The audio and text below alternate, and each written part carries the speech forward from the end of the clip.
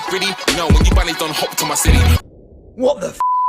The Wolf Among Us is one of my top 5 games of the year, and one of the reasons for that is just how easily I did connect with it. I had never read Fables prior to playing The Wolf Among Us, but after I played the first episode, I did start reading Fables, and actually I think that The Wolf Among Us is better than the source material, which I think is saying something really, really special. I came to really care about Bigby Wolf and the people that surrounded him, and as I went through the story, kind of going in the directions that I felt Bigby would go, a lot of things, just kept coming up. I started questioning what I thought I knew about this world, and then when the finale came, the finale sort of drops this bomb on you that causes you to rethink everything you did up to that point. Rarely in games like this that feature branching story paths am I ever drawn to go back and play again. That's really special. I think The Wolf Among Us is beautiful to listen to and look at, and has a really interesting story and a really fantastic world, and there better be a season 2. You're not thinking of the bigger picture here. You never think out the ramifications for things.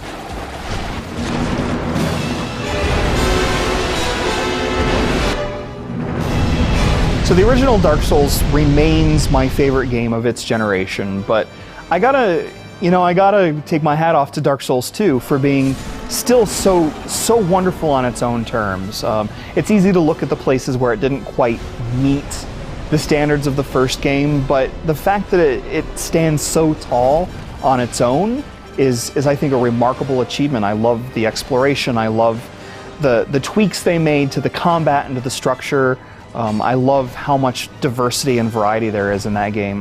Dark Souls 2 is just another wonderful creation by From Software, who just keeps pumping out the awesome things.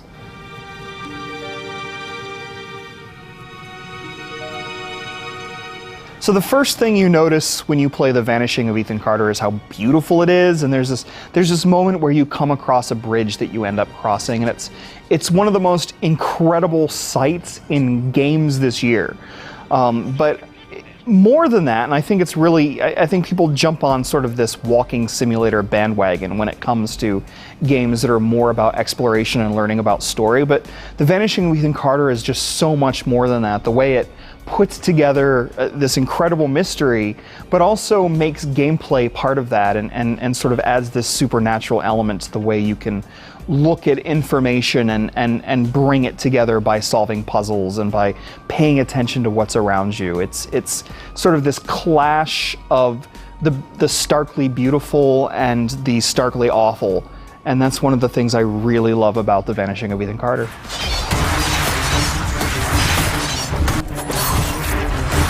So BioWare is good at making games in which you develop emotional connections with characters, but I think that's one of the things that makes Dragon Age Inquisition so wonderful and one of my favorite games of the year, but it's also just part of of the things that I love about Dragon Age Inquisition. There's the exploration that I really got into. There's the the political elements that for the first time in the series I actually kind of cared about what was happening between Ferelden and Orlais, for example, and partially because this is the first time we actually really got to explore Orlais. And so there's something about the way BioWare combines big areas with lots of exploration along with personal stories about faith and love and building friends and enemies, and the way those all come together so well into one game is what I love most about Dragon Age Inquisition.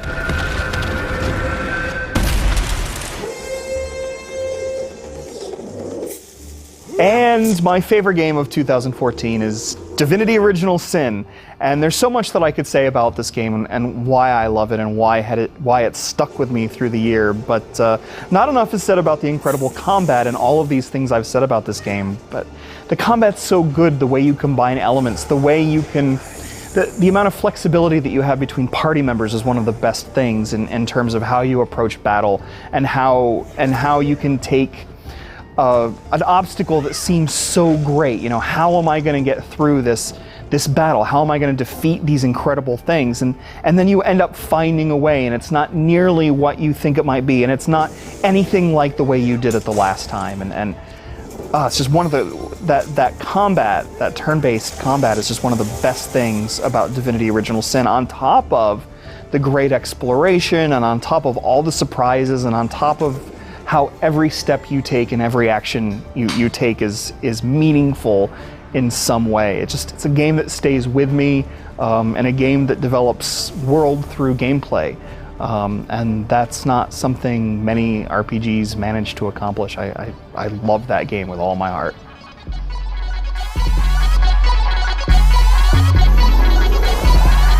Just seem they only really know when you bunnies don't hope to my city. Flow, so I'm gonna